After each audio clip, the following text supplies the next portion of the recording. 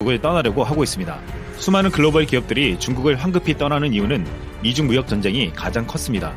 미중 무역 전쟁으로 고율의 관세 부과와 중국의 인건비 상승으로 제품의 가격 경쟁력이 떨어졌기 때문입니다. 글로벌 기업들은 공급망이 잘 구축되어 있으며 인건비가 낮은 베트남이나 태국과 같은 동남아시아 국가로 옮겨갈 준비를 하고 있습니다. 이 와중에 이 기업들이 한국 기업들을 배워야 한다는 한 언론의 주장이 나왔습니다.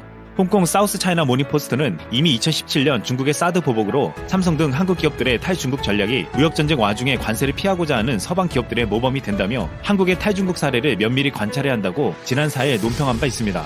이미 우리 기업들은 2017년 중국의 사드 보복으로 엄청난 손해를 보며 중국 시장에서 나와야 했지만 다른 글로벌 기업보다 더 빨리 동남아 등지에 생산 기지를 구축할 수 있었습니다. 최근 한국 기업들의 중국 실적은 거의 바닥이었습니다. 삼성은 중국 스마트폰 시장 점유율이 2013년에 20%로 정점에 달했지만 지난해에는 0.8%에 그쳤습니다. 현대 기아차도 2010년대 초반 시장 점유율이 약 10%였으나 지난해에는 2.7%에 불과했습니다. 이로 인해 삼성은 지난해 선전과 텐진의 스마트 공장을 폐쇄했으며 후이저우에 남아있는 중국의 마지막 스마트폰 공장도 문을 닫기로 했습니다. 이미 삼성전자는 베트남과 인도로 생산 기지를 성공적으로 이전했습니다. 삼성전자는 작년 인도 뉴델리 외곽에 연간 생산량이 1억 2천만 대나 되는 세계 최대 휴대전화 제조 공장을 열었고 베트남에는 4개의 생산기지를 만들어 지난해 매출이 74조 원으로 베트남 총생산의 28%를 차지할 정도였습니다. 삼성전자가 지난해 달성한 전체 매출 243조 5,100억 원의 30%를 베트남에서 담당하면서 중국을 넘어 삼성의 최대 해외 생산기지로 자리매김했습니다. 현대차도 최근 중국 베이징 공장의 가동을 중단하기로 결정했습니다. 현대자동차는 중국 베이징 1공장의 핵심 생산 설비를 인도네시아로 이전하기로 결정했습니다. 한국의 스마트폰과 자동차의 실적 부진은 다른 영향도 있었지만 사드 보복의 영향이 가장 컸습니다. 중국 판매량 감소에 결정적인 영향을 미쳤던 사드 보복이 2017년 말 마무리됐지만 이듬해 판매량은 별다른 회복세를 보이지 못했습니다. 또한 중국 정부는 자국 기업들을 노골적으로 키워줬고 한국 기업들은 가격 경쟁력에서도 밀리게 되었습니다. 중국 기업들은 중국 내에서 한국 기업들을 밀어내더니 이제 전 세계 시장에서 한국 기업들을 급속하게 추격해오고 있습니다. 전세계 스마트폰 점유율 20.4%로 1위를 한 삼성을 중국 화웨이가 15.5%로 바싹 따라오고 있고 중국에서 OLED를 생산하는 중국 디스플레이 업체 BOE는 삼성보다 20%가량 저렴한 가격으로 위협하고 있습니다. 현재는 추락하고 있지만 한때 5G 네트워크 통신 장비에서 중국의 화웨이는 28%로 전세계 시장을 장악했고 세계 통신 장비 시장에서 5%밖에 되지 않는 삼성을 압도했습니다. 그런데 중국 내에서 중국 기업들이 빠르게 성장하여 한국 기업들을 밀어내고 전 세계에서 중국이 한국 기업과 경쟁하게 된 데는 불편한 이유가 있었습니다. 중국은 자국 기업을 지원하고 집중 육성해온 것도 있지만 미국을 비롯한 선진 국가들과 한국의 기술을 불법적으로 탈취해왔다는 것입니다. 중국은 13억의 매력적인 중국 시장에 진입하는 기업들에게 중국의 기술 이전을 강요해왔습니다. 그동안 중국은 지식재산권 침해, 산업 스파이 행위와 사이버 공격 등을 꾸준히 벌여왔습니다. 아담 히키 미국 법무부 차관은 중국 무역의 기밀 및 지식재산권 탈취가 증가하고 있다면서 이는 중국 정부의 중국 제조 2025와 관련이 크다고 주장한 바 있습니다. 그는 CNBC와 인터뷰에서 지난 2012년 이후 경제 스파이 사건의 80% 이상이 중국과 연관이 있다면서 10개 중 8개 분야에서 중국의 지식재산권 탈취 사례가 있었다고 말했습니다. 그런데 여기서 중요한 것은 중국은 미국뿐만 아니라 한국의 국가 핵심 기술을 탈취해왔다는 것입니다. 우리나라의 국내 총생산 대비 국가연구개발 투자 비율은 세계 1위 수준입니다. 그 결과 메모리 반도체, 특수선 등을 중심으로 한국의 세계 수출 시장 점유율 1위 품목은 71개에 달합니다.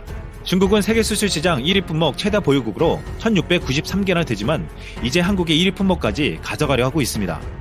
2012년부터 2017년까지 유출된 국가 핵심 기술 사고의 과반수 이상이 중국에 의해 발생했습니다. 유출된 기술은 고부가가치 선박 설계도면, LNG선 건조기술 등과 같은 조선기술, OLED 소재기술, OLED 세정기술 등과 같은 모니터 액정기술, 2차 전지에 관한 소재와 제조기술 등입니다. 이들은 한국이 상대적으로 경쟁 우위를 가지고 있는 신성장 동력 산업에 이용되는 기술이었습니다. 국내에서 2012년 OLED 기술 유출 사고가 발생하면서 중국에서 OLED를 생산하는 기업들이 모습을 나타내기 시작했습니다. 2016년 OLED 관련 중국 디스플레이 기업의 매출은 전년 대비 65.4%나 증가했고 한국의 세계 OLED 시장 점유율은 감소했습니다. 중국의 2차 전지 시장도 국내 기술 유출 사고가 발생한 2014년 이후 중국 기업들의 매출이 전년 대비 220%나 늘어났습니다. 이와 같은 현상은 기술 유출 사고가 발생한 조선산업이나 자동차 산업 등에서도 중국 기업들의 점유율이 커지는 동시에 한국 기업들은 피해를 보았습니다. 한국의 산업기술 유출 사고가 나면 중국 기업들이 나타나며 성장했다는 것은 우연이 아니었습니다. 그동안 이런 중국의 행태를 막을 길이 없었습니다. 미국은 꾸준히 중국에 경고를 주었지만 중국은 듣지 않았습니다. 이에 결국 트럼프가 강한 압박에 나선 것입니다. 그것이 중국의 대표적인 통신기업 화웨이를 제재한 것이었습니다. 트럼프가 내세운 제재 이유는 중국 정부가 화웨이를 이용해 미국과 우방의 통신체계를 무너뜨릴 수 있다는 것이었습니다. 화웨이는 중국 정부 및 군과 관련이 있어 네트워크에 백도어를 심어 중국 당국에 정보를 제공할 수 있다고 의심받았습니다. 또한 미국 법무부는 화웨이 멍한저우 부회장을 23가지로 기소하며 가장 중요한 혐의로 미국의 테크 기업의 기술을 훔쳐왔다는 것을 들었습니다. 미국의 화웨이 제재를 시작으로 미중 무역 전쟁은 점점 커져 장기화될 전망을 보이고 있습니다. 그런데 지금 미국이 중국의 화웨이를 제재하자 삼성이 가장 큰 수혜를 입고 있다는 보도가 나오고 있습니다. 미국의 대표적인 우방국가 일본이 중국 화웨이 제품을 사용하지 않겠다고 하자 일본 2위 통신사인 KDDI는 삼성전자를 5G 장비사 중 하나로 선정했습니다.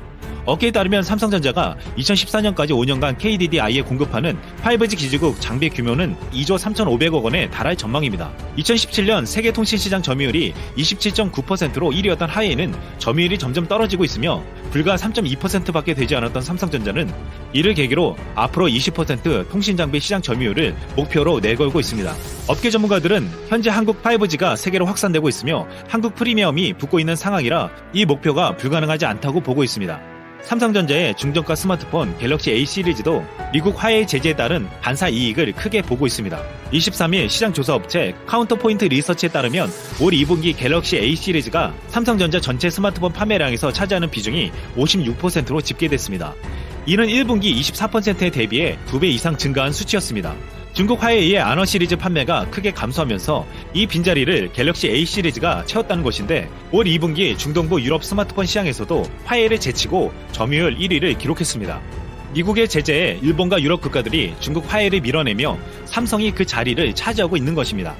미중 무역 전쟁은 빠르게 성장하고 있는 중국에 대한 미국의 견제라는 의견도 있지만 그동안 부당한 방법으로 경제를 키워온 중국에 대한 미국의 응징이라고 보는 시각이 상당합니다. 이로 인해 중국 내에 있는 수많은 글로벌 기업들과 자본이 중국을 떠나고 있고 전 세계에서 부당하게 점유율을 높여온 중국 기업들은 흔들리기 시작했습니다. 이를 기회로 그동안 중국의 기술 탈취와 사드 보복으로 인해 피해를 보았던 한국 기업들은 시장에서 정당한 평가를 받게 되었습니다. 그동안 기술에 높게 투자해오면서 세계 최고의 기술과 품질을 자랑했던 우리 기업들이 빛을 보게 된 것입니다. 우리 기업들은 사드 보복의 위기 속에서도 다른 글로벌 기업보다 더 빨리 생산 기지를 옮겨서 안정적인 생산 기지를 구축했고 더 혁신적이고 창조적인 경영을 통해 세계 시장에서 점유율을 점점 더 높여가고 있습니다. 시진핑은 이런 명언을 남긴 바 있습니다. 세상에는 올바른 도리가 있는 법이다. 이상 쓸멍이었습니다.